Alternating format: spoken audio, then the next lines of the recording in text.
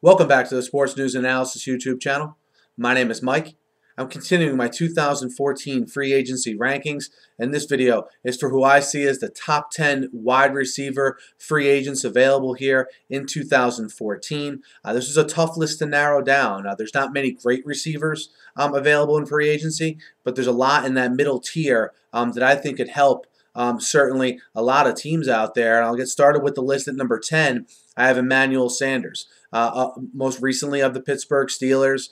Sanders is a guy, I remember at the beginning of the year, I believe it was the Patriots who were willing to give up a third-round pick for Emmanuel Sanders. I think with the production that they got out of him this year, I think that's probably a move the Steelers regret not moving on from him. But to me, Sanders is an average number 2 receiver, and I think you'll see him get a decent contract. He'll probably go to a team that has a proven, no doubt number 1 and fit in again as an average number 2. Opposite them, at number 9, I have Dexter McCluster.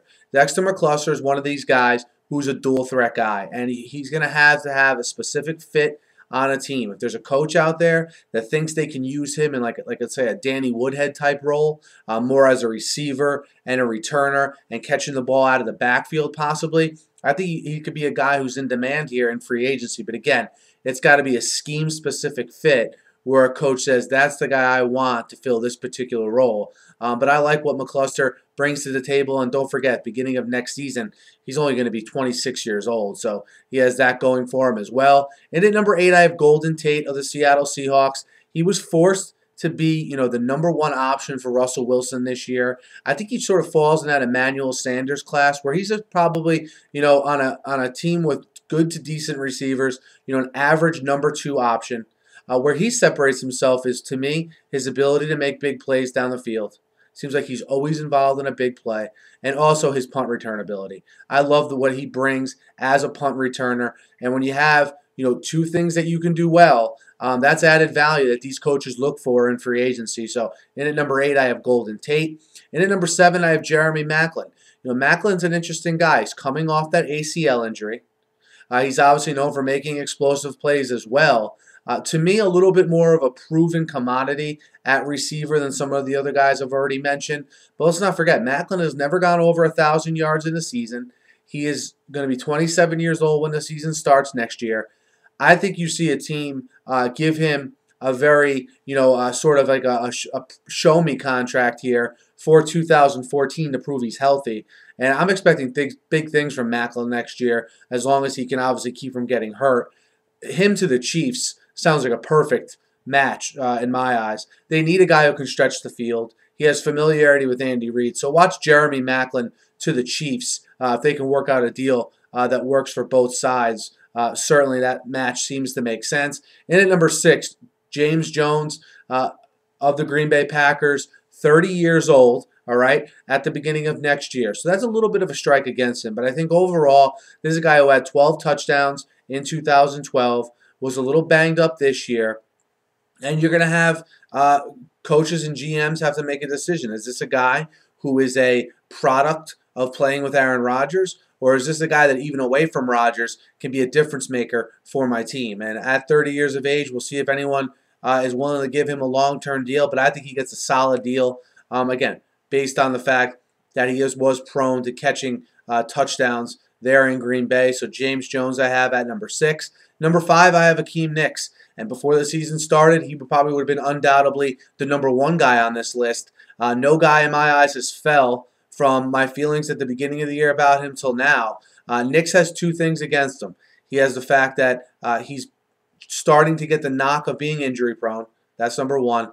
And most importantly for me, because there's a lot of guys, all right, who get injured a lot in the NFL. All right, there's really no way around that. But the reports that have been coming out lately about him being a little bit lethargic, missing meetings, doing things like that, you don't know where that stuff comes from, but that's not a good thing for Hakeem Nicks. I don't think there's any way he's back with the Giants. And again, when he's right, to me, he's the one guy on this list that's a no doubt number 1 receiver when he's focused. And will a team be willing to take a risk on him? And will they get the effort from him they need? And also, will he be able to stay healthy? 2 big questions for Hakeem Nicks, the guy with the biggest potential upside that I see on this list. In at number 4, I have Julian Edelman. Julian Edelman will be 28 at the start of next season. He's a guy that, look, I don't think any Patriots fan, player, or coach thought they were going to get over 100 receptions from Julian Edelman this year. Yeah, I know he had 100 receptions. He did still, though, not even reach the 1,000-yard mark. But for that role in that Patriots offense, that's exactly what they needed. And he filled it magnificently. And, outplaying Danny Amendola, who certainly gets paid more money than a guy like Edelman does. So do they bring back Edelman, the Patriots? Do other teams think he's a scheme-specific guy that can only get it done in that Patriots offense? It remains to be seen, but don't forget, he does add value as a punt returner as well. And at number 3, I have Riley Cooper. And Riley Cooper comes in at number 3 in part because he's only going to be 26 years old at the beginning of next season. And most importantly, he was invaluable for the Eagles this year. And after that Maclin injury, they were searching for a number 2 receiver. He stepped up and played very nicely. Who would have thought, after how this season started in training camp for Riley Cooper, all the things that happened were totally his doing. All fall on him as far as some bad decisions that he made, certainly. But who would think that he would become an invaluable member of the team? And in my eyes, the Eagles are almost forced to give him a decent offer in free agency and retain him, because you got a young quarterback in Nick Foles who's still developing. You have Deshaun Jackson in the fold, and Riley Cooper was a valuable target for Foles, especially down the field. And I don't think you want to take weapons away that a young quarterback is familiar with. So, again, at the beginning of the year, it just shows you never know at the NFL. Riley Cooper goes from where he was in training camp, again, a situation that was all his own doing, to now being a guy that they probably have to make a strong effort to bring back. At number 2, I have Anquan Boldin. He's 33 years old. I know you might be saying, man, a guy is 33 years old. Is this high on your list?